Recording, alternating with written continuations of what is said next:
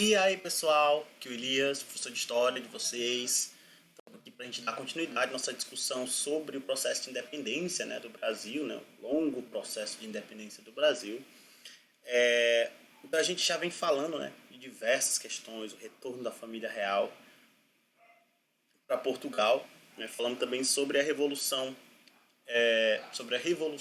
Pernambucana, né, de 1817, né, como você vai ter, né, cada vez mais o ideal de separação ganhando espaço, né, de maneira geral por todo o território, né, não exatamente todo, mas em grande parte do território, né, ganhava eco essa ideia mesmo de separar o Brasil de Portugal, né, o Brasil que já havia ascendido à condição de reino unido a Portugal. Então a gente vai comentar aqui de fato como é que se dá o rompimento, né, o momento do rompimento das relações entre o Brasil e Portugal, efetivamente. Então é muito importante fazer a leitura do livro, tá? Façam as anotações, tanto da leitura como também das aulas. Geralmente as aulas têm informações que não estão no livro.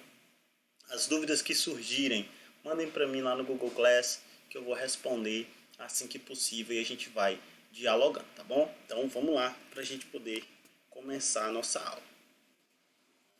Então já deu para perceber, né, até agora que o processo de independência do Brasil ele não é um processo simples e algo que se limita ao 7 de setembro. Olha aí, faz pouco tempo.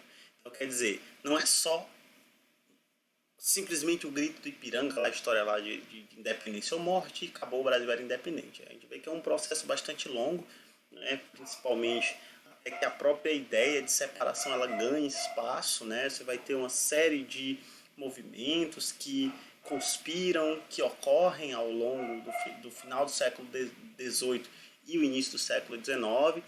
A gente tem perspectivas diferentes, né, do que seria essa independência, de como ela deveria ocorrer.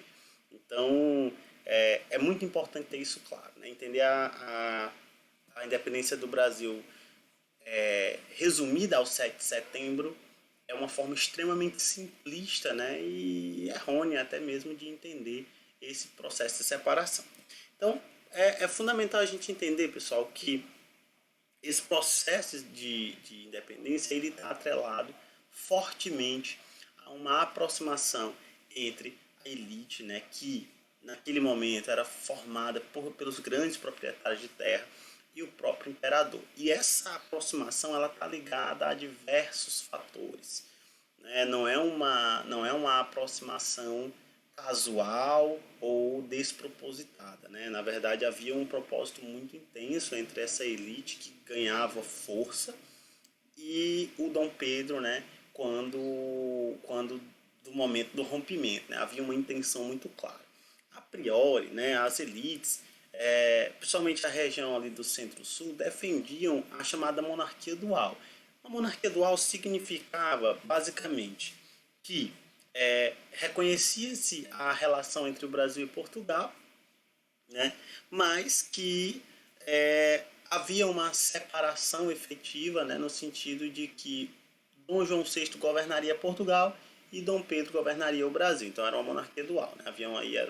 Fariam parte, de certa forma, de um mesmo reino, né? Lembra lá que eram reinos unidos, mas com autonomia no sentido de que Dom João ficava lá em Portugal e comandava Portugal e Dom Pedro permanecia no Brasil. Da mesma forma, né? Então essa era uma forma que a elite, né, centro-sulista ali defendia a manutenção das liberdades que haviam sido conquistadas desde 1808. Então, a abertura dos portos, uma série de tratados, a própria elevação, né, da condição do Brasil lá em 1815. Então, tudo isso deveria ser mantido, né? E por que se acreditava isso? Lembra que eu falei lá nas aulas anteriores que em 1820 eclode a chamada Revolução Liberal do Porto, né, que faz o Dom João VI voltar para Portugal e reestabeleceu a sua monarquia lá sobre uma constituição e aquela coisa toda. Pois bem, as cortes portuguesas elas vão naquele momento exigir, né, a recolonização, né, do território, que era o Brasil. Então, anular a condição do Brasil como Reino Unido a Portugal e retomar a exploração colonial, né, anterior a esse processo. Então, isso ameaçava as elites. Né? Também havia um interesse muito claro de que dessa forma se evitasse um processo de independência marcado pela presença popular. Né? Quer dizer, havia um interesse das elites, né, as elites econômicas, de manter a estrutura social e econômica que vinha assim, né, se estruturando desde lá da colônia. Então, assim, o medo era de que eventualmente ocorressem levantes políticos, né, ou levantes populares que levassem a um rompimento mais violento, né, vamos dizer assim, mais revolucionário e de caráter popular, por exemplo, como o que acontece no Haiti. Né? Então havia um medo de que um processo semelhante ao que ocorreu no Haiti ocorresse em outras regiões e o Brasil não vai ficar fora disso.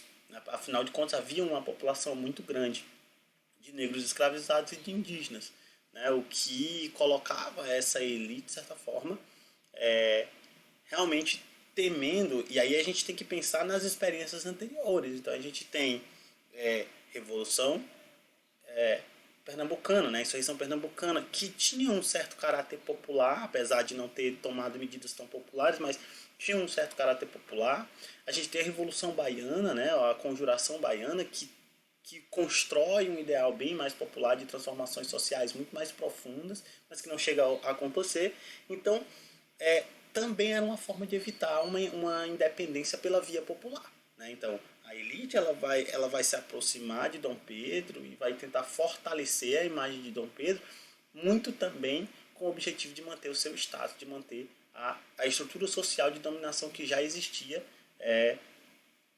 da mesma forma. Né? Quer dizer, uma elite conservadora das estruturas, né, que haviam sido construídas ao longo do próprio processo de colonização. Né? Então, esse desejo de recolonização da corte vai aprofundar, né, vamos dizer assim, esse interesse de ressaltar a importância da autonomia do Brasil em relação a Portugal e do fortalecimento da imagem do Dom Pedro. É nesse contexto, então, de que os portugueses querem recolonizar o Brasil e essa elite vai tentar se aproximar de Dom Pedro para manter, vamos dizer assim, aquilo que havia sido, entre aspas, conquistado, né, durante o período joanino, também quer impedir, né, porque sabia que um processo de recolonização ele poderia também levar a um processo de luta, né, de rompimento para as massas populares. Então, o momento de rompimento, de certa forma, ele era propício. Né? Agora, como essa independência ela iria ocorrer, como esse rompimento ele iria ocorrer, é que ia depender, né, de como as coisas seguiriam. Então, essa elite, visando manter, né, o seu status quo, seu poder, né, seus privilégios, vão tentar, né, segurar esse processo, né, e tentar comandar esse processo de rompimento. Então, em 1821, as cortes, né, exigem o retorno lá de Dom Pedro para Portugal. E aí, em janeiro já de 1822, o Dom Pedro diz que não vai, né, ele é pressionado pelas elites, ele é pressionado, e ele acaba não indo. Né, é o famoso dia do fico, né, 9 de janeiro, né, quando ele diz que não vai, que ele vai ficar, por isso dia do fico. E aí, de janeiro de 1822 até setembro, você vai ter uma série de embates, vamos dizer assim, né, que vão aprofundando, né, o rompimento dessas relações com a corte portuguesa. Né. Então, o Dom Pedro passa, então, de certa forma, a rechaçar todas as ordens vindas lá de Portugal. Né, e aí as cortes vão tentando implementar uma série de medidas para reduzir o poder de Dom Pedro. Né. E aí, em 7 de setembro, ele oficializa, né, esse rompimento. Quer dizer, entre aspas, né, porque, na verdade, esse é um processo anterior. Né, 7 de setembro ele é informado, né, do processo. Dom Pedro, e aqui se tem até uma certa cisão, né, na própria história nacional, né, porque o que acontece é que Dom Pedro estava em viagem para São Paulo, né, e ele deixa a Maria Leopoldina, né, a dona Leopoldina, que era sua mulher, no comando, né, do governo central, né, do governo lá. Quando as ordens de Lisboa chegam, quem preside ali o conselho, né, dos ministros é a própria dona Leopoldina, ela que assina, inclusive, né, assim, a carta, né, que vai para o Dom Pedro, juntamente com os conselhos lá do José Bonifácio e a galera lá. Então, quer dizer, ela preside esse conselho que vai sugerir ao Dom Pedro, né, o rompimento efetivo desses laços. Né? Então, quer dizer, teoricamente, esse processo ele se inicia já em 2, né? 2 de setembro, você já tem essa definição, e aí o mensageiro só encontra lá, a carta só chega ao Dom Pedro já em 7 de setembro, que aí é quando ele teria, né, gritado lá, o famoso grito do Ipiranga, né, o Independência ou Morte, que tornou-se muito mais uma construção, né, histórica do que um fato efetivo, né? Então, assim, de fato, não é à toa que no período você não vai ter, né, uma importância muito grande dada a esse evento, né? Não é à toa que ele praticamente não aparece nos jornais da época. Então, quer dizer, o 7 de setembro ele foi, na verdade, uma data eleita posterior, né, como marco da criação, né, da independência do Brasil. Né, porque você vai ter uma série de discussões sobre que momento, né, haveria esse rompimento da história do Brasil. Né? Então, quer dizer, se ia ser o 2 de setembro, né, que é quando você vai ter o conselho e com a dona Leopoldina no centro do processo, o 7 de setembro, né, que é o caso aqui do grito do Ipiranga, né, e aí a própria coroação, porque aí a independência, né, o rompimento ele é efetivado lá em 7 de setembro, né, vamos dizer assim, oficializado pelo Dom Pedro. Em outubro ele é aclamado imperador, né, e lá em dezembro ele é coroado, né, então quer dizer, você vai ter várias datas aí que poderiam ser eleitas como a data, vamos dizer assim, fundadora, né, do Brasil independente. Né? E aí foi escolhida, aí, no caso, o 7 de setembro como marco. E, claro, essa data ela foi idealizada. A gente vai comentar sobre isso quando a gente vai falando sobre o quadro do Pedro Américo, que foi basicamente o que construiu a imagem do senso comum, a imagem idealizada, oficial da independência. Né? Então, quer dizer, o 7 de setembro ele marcaria ali a oficialização desse rompimento, mas esse rompimento ele ainda passaria por vários processos. Né? Então, o 7 de setembro não vai marcar a independência, né? Ele marca ali o início do rompimento, de certa forma. Né? É um momento ali da oficialização desse rompimento. Né? Um dos momentos do processo de independência. Né? Por isso que é importante entender, o 7 de setembro não marca a independência, ele é um dos momentos desse processo de independência. Né? Então, quer dizer, ali rompia-se, né? Mas você ainda vai ter uma série de eventos que ocorrem ao longo ali de 1822, de 23 até 24, quando você vai ter o fim das guerras de independência, vamos dizer assim, né? O processo de independência do Brasil ele foi um processo, né, fruto de uma aliança política, né? Sem dúvida, né? Como eu falei, muito interessada em manter os seus privilégios, muito interessada em manter a estrutura escravista, muito interessada em manter uma ordem, né, que não, vamos dizer assim, que não tivesse sujeita, né, a uma revolução de cunho mais popular ou mesmo de cunho, vamos dizer assim, né, radical, no caso aí dos escravizados. Então, quer dizer, a monarquia, a independência, ela é marcada pela manutenção da monarquia e da escravidão, fruto, claro, dessa estrutura, dessa aliança política. Então, quer dizer, se a gente pensa na independência e a gente pensa na América do Sul como um todo, a gente vai ver que o Brasil é um processo bem à parte daquilo que ocorreu, por exemplo, na América Espanhola. Né? Enquanto a América Espanhola deu origem a uma série de repúblicas que, não imediatamente, mas rapidamente também, vão proclamar, vão declarar a abolição da escravidão, né? Você vai ter abolição, por exemplo, no Chile, né? Na década ainda de 20, né? De 1820, 1823, 1826, você vai ter várias abolições ocorrendo na América do Sul nesse momento. O Brasil, em 1822, opta pela monarquia, né? Então já destoa do regime político que boa parte da América, né, tinha adotado. Então o mais comum naquele momento era a adoção das repúblicas, e também a manutenção da escravidão, onde você vai ter já em outras regiões da América um processo de abolição desse regime, né? Então quer dizer, conserva as estruturas que existiam anteriormente, né? Então, aqui, ó, o quadro, né, o Independência ou Morte do Pedro Américo, ele é uma construção, né? Então, da mesma forma, né? Esse quadro, para quem observa aí, ó, ele é de 1888, né? Então, o fato já tinha acontecido muito antes, né? Quando ele foi pintado aqui pelo Pedro Américo. Essa pintura ela foi encomendada pelo Dom Pedro II, né? O filho de Dom Pedro primeiro, já nos momentos finais do segundo reinado do Império do Brasil, no momento que o Império já estava em crise. E a intenção do quadro basicamente é reforçar os heróis nacionais, né? E claro, o herói nacional aqui, Dom Pedro, né, que se encontra exatamente no centro da tela.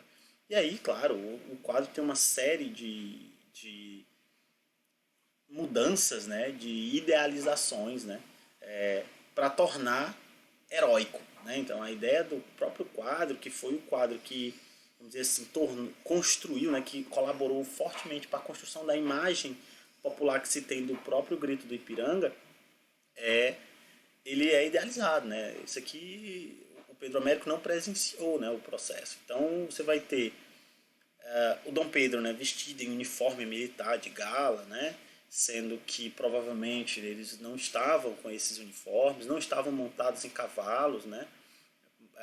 Os relatos sugerem que estavam montados em burros, estavam apenas de uniforme, né, não uniformes de gala. Essa região, né, essa casa nem existia na época. Aqui, ó, as margens do Ipiranga, né, que o Ipiranga, que é o riacho, né, na verdade, eles não estavam tão próximos, estavam bem mais distantes, né, do riacho, mas ele colocou aqui justamente para fortalecer a ideia, né, a relação entre o grito, né, do Ipiranga, né, a própria ideia. Então há toda uma construção simbólica nessa imagem, né, que visava principalmente construir a ideia de um herói nacional, no caso Dom Pedro como herói nacional, e esse momento, né, como sendo um momento de glória nacional, né? Então, como eu falei, a independência ela não é um processo simples, ela não é um processo que ocorre meramente no momento em que o Dom Pedro ele vai lá e grita, né, independência ou morte, e sim um longo processo de vários eventos que vão, né, garantir o reconhecimento. Porque aí, veja só, tem outro detalhe aqui, né? Você tem o processo de rompimento e ainda falta o reconhecimento, né? Lembra que eu já falei anteriormente que não basta o país se autodeclarar independente, né?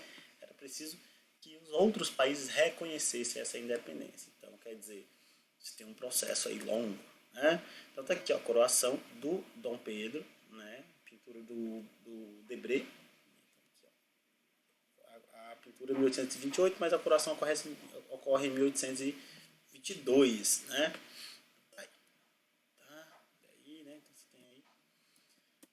E aí você vai ter, como eu falei, uma reação muito forte, né, à independência. Você vai ter militares, altos funcionários do governo, que eram em sua maioria portugueses, não vão aceitar esse rompimento, né? E aí algumas regiões do Brasil, principalmente aqui na região do Nordeste, vai ter uma reação forte contra essa separação, né? Principalmente vinda desses setores, militares e altos funcionários, governadores, né? Nos casos, os presidentes, né? Que faziam, que vão, né, vão se levantar contra as tropas aí do Dom Pedro. E aí você vai ter Pará, Maranhão, Piauí, Ceará, uma parte da Bahia, até a província Espartina, né, que tinha sido anexada pelo Dom João lá em 1818, 1820 ali, e vai se revoltar, e o que vai gerar posteriormente a independência da província cisplatina, né? Então, várias batalhas vão ser travadas entre 1822 e 1824 em diversas regiões. Tá? O Brasil chega a receber auxílio da Inglaterra, né, na luta pela independência, né, e contra essas tropas portuguesas. Os Estados Unidos foram o primeiro país a reconhecer a independência do Brasil, já em 1824, né, claro. Os Estados Unidos, que vai ser um dos bastiões, né, da luta contra o domínio europeu, vai ser o primeiro país a reconhecer, e aí posteriormente você vai ter outros países como a Inglaterra e tal, né.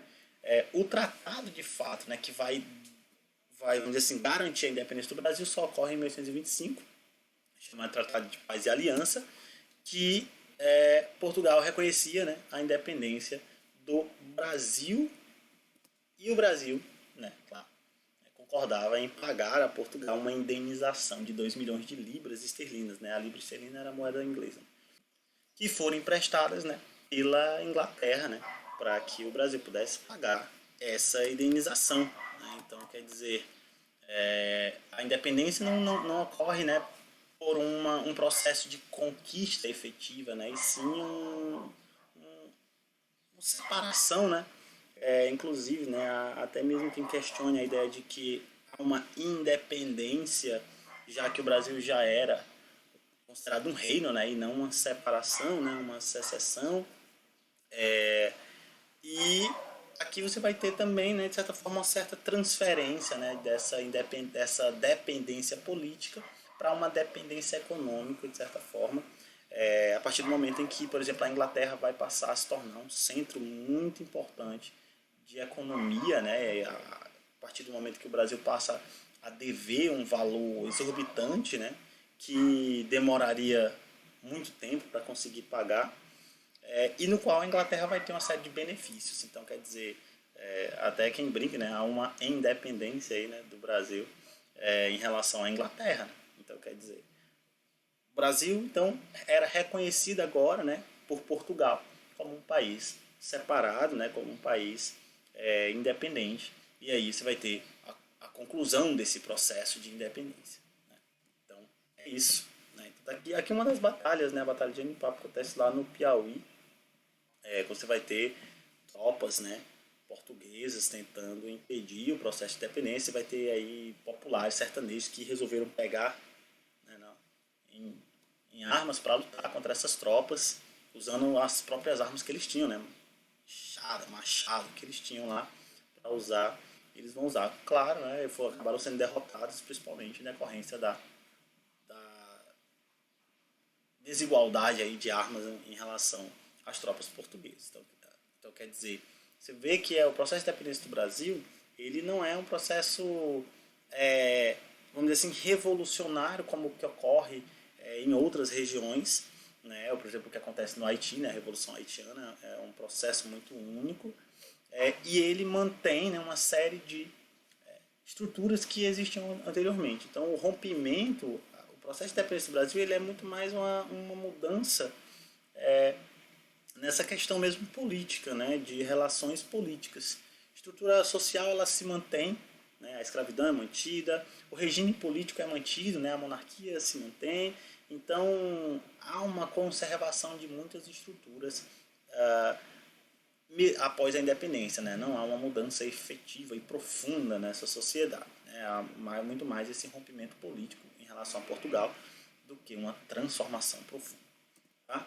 Então, pessoal, é isso. Né? Então, na próxima aula a gente vai comentar mais sobre como é que se dá a construção desse novo país, né, que era o Brasil, falando inicialmente sobre o processo de criação da sua Constituição, da primeira Constituição do Brasil, que é a Constituição de 1824. Tá bom? Então, faça a leitura, dúvidas que surgirem, questionamentos, comentários, mandem para mim lá no Google Class. Eu vou responder assim que possível e nós vamos dialogar, tá certo? Então, muito obrigado e até a próxima.